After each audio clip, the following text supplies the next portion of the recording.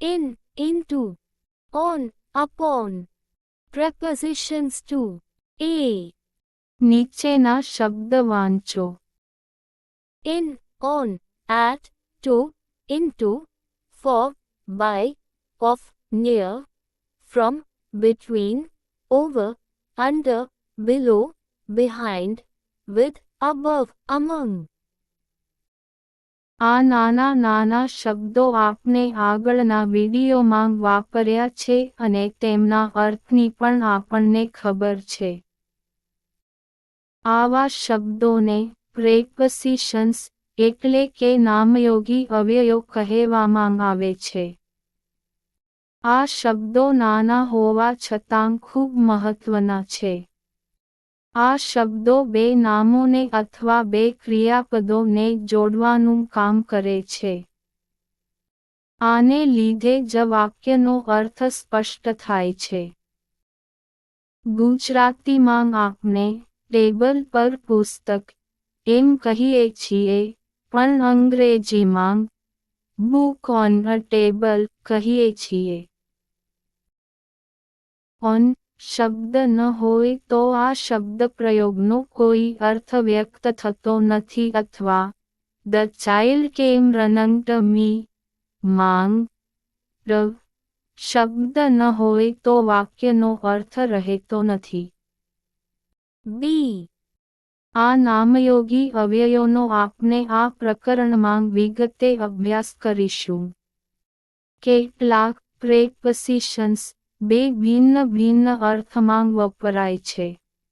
તેમનો પહેલા વિચાર કરીએ. 1. In, 1.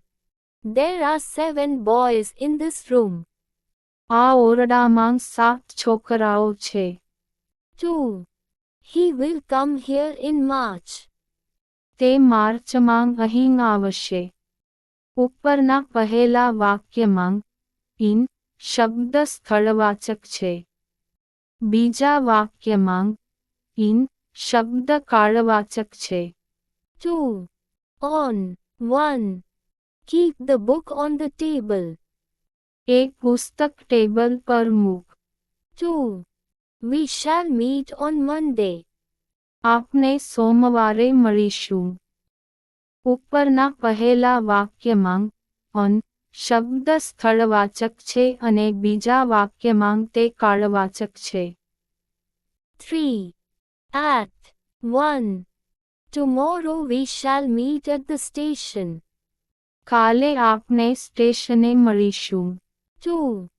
Look at the blackboard. Board સામે જુઓ. 3. Come here at 6 o'clock. 6 વાગ્યે અહીં આવ. ઉપરના પહેલા વાક્યમાં એટ શબ્દ સ્થળવાચક છે. બીજા વાક્યમાં દિશાદર્શક થોડા પ્રમાણમાં સ્થળવાચક છે. ત્રીજા વાક્યમાં એટ શબ્દ સ્પષ્ટરૂપે માત્ર કાળવાચક છે. 4. Before, 1. He stood before the door. તે દરવાજા સામે ઊભો રહ્યો. 2.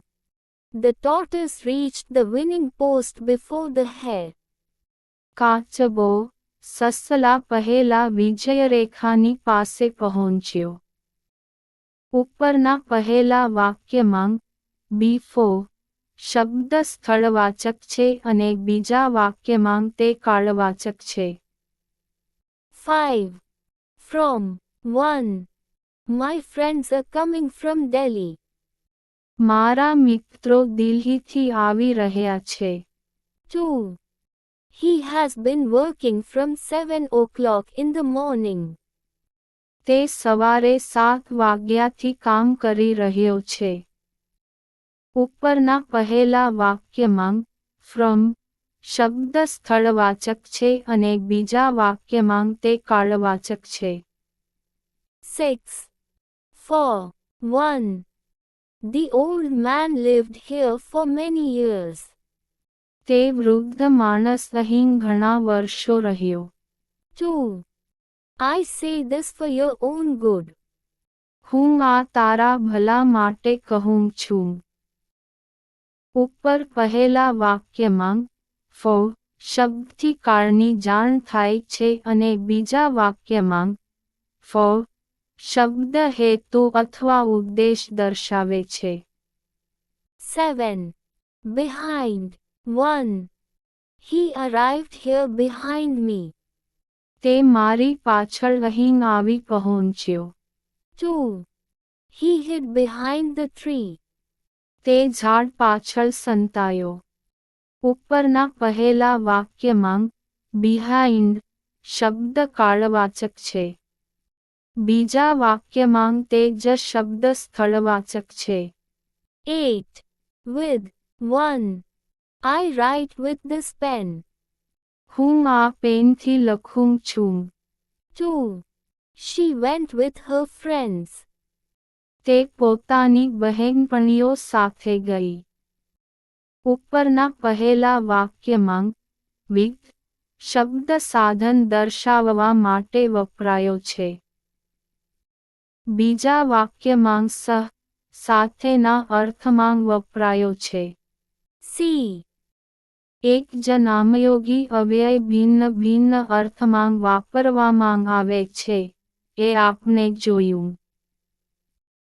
અમુક પ્રેપોઝિશન્સ એક જ અર્થના છે તેમ લાગે, પરંતુ તેમનો ઉપયોગ કરવામાં કાળજી રાખવી. આવા પ્રેપોઝિશન્સ ની જોડીઓ આપણે જોઈશું. Prepositions ની જોડી. 1. On. Upon ઉપરા. ઓન શબ્દ સ્થિર વસ્તુઓ માટે વપરાય છે અને અપોન શબ્દ ગતિ કરતી વસ્તુઓ માટે વપરાય છે. જેમાં કે 1. The book was on the table. પુસ્તક ટેબલ પર હતું. 2. The tiger sprang upon the deer. વાઘ હરણ પર કૂદ્યો. 2. In. Into. Andara. ઇન શબ્દ સ્થિર વસ્તુઓ માટે અને ઇન્ટુ શબ્દ ગતિ કરતી વસ્તુઓ માટે વપરાય છે. જેમાં કે 1. He is in the room. તે ઓરડામાં છે. 2. He jumped into the river. તેણે નદીમાં ઝંપલાવ્યું. 3. Since. From. થી. નિશ્ચિત વિશિષ્ટ સમય દર્શાવતા શબ્દ પહેલા સિન્સ વાપરવામાં આવે છે, પણ આ શબ્દ વાપરતી વખતે પૂર્ણકાળ વપરાય છે. ફ્રોમ શબ્દ પણ નિશ્ચિત વિશિષ્ટ સમય દર્શાવવા માટે વાપરવામાં આવે છે, પણ તેની સાથે પૂર્ણકાળ વપરાતો નથી. જેમાં કે 1. She has eaten nothing since Monday.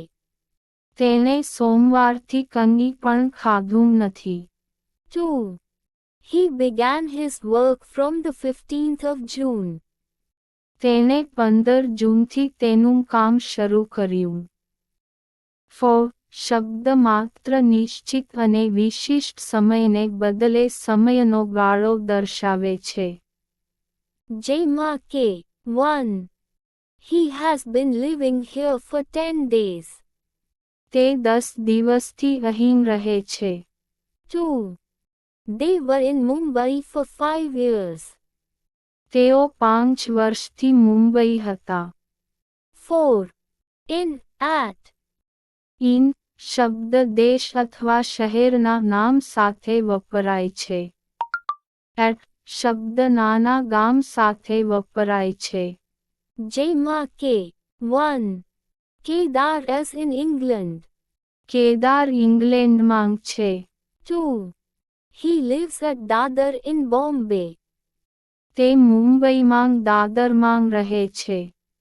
3. Gandhiji was born at Porbandar in Gujarat. ગાંધીજીનો જન્મ ગુજરાતમાં પોરબંદરમાં થયો હતો. 5. With. By. વિગ શબ્દથી મોટે ભાગે સાધન દર્શાવવામાં આવે છે. બાય શબ્દથી કામ કરનારને દર્શાવવામાં આવે છે. જેમાં કે 1. He cut the bread with a knife. તેણે છરીથી બ્રેડ કાપી. છરી સાધન. 2. Madhu beat him with a stick. મધુએ તેને લાકડીથી માર્યો. લાકડી સાધન. 3. He was stabbed by a lunatic with a dagger. એક ગાંડા માણસે તેને કટારી વડે જખમી કર્યો. ગાંડો એ કાર્ય કરનાર અને કટારી એ સાધન. 6. Till to sudhi. ટીલ શબ્દ કાળ દર્શાવવા માટે અને ટ શબ્દ સ્થળ દર્શાવવા માટે વાપરવામાં આવે છે. જેમાં કે 1. I worked till 11 o'clock. મેં 11 વાગ્યા સુધી કામ કર્યું. 2. Then I walked to the end of the lane. પછી હું શેરીના છેડા સુધી ચાલતો ગયો. 7. Beside બાજુમાં, નજીક, besides ઉપરાંત, સાથે, તે સિવાય. Beside શબ્દ ની નજીક અથવા ની બાજુમાં ના અર્થમાં વાપરવામાં આવે છે. Besides શબ્દનો અર્થ તે સિવાય અથવા સાથે ઉપરાંત થાય છે. જેમાં કે 1. Please sit beside me for a moment. મહેરબાની કરીને મારી પાસે એક ક્ષણ બેસ. 2. Besides Kedar, there were other 2 boys in the room. Kedar ઉપરાંત તે ઓરડામાં બીજા 2 છોકરાઓ હતા.